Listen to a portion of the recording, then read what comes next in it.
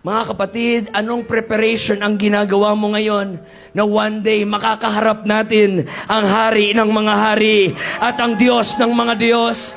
Kung kay Esther, 1 year lang yon, 6 months, 6 months. Pero sa atin, it's a lifetime of preparation na sasalubungin natin ang dakilang hari ng universe.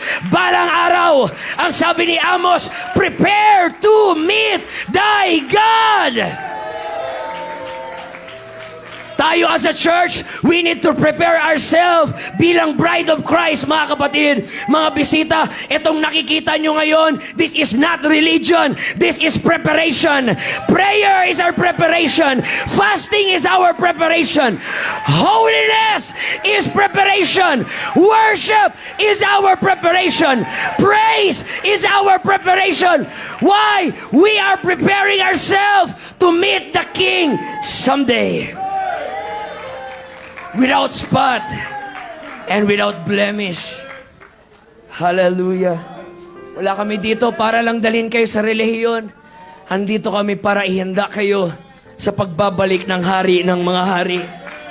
Kaya ang sabi ni Jesus, Matthew 24:44, therefore also be ready, for the Son of Man is coming at an hour you do not expect. Don't expect na maging part ka ng rapture at ang buhay mo ay wala sa kalooban ng Diyos.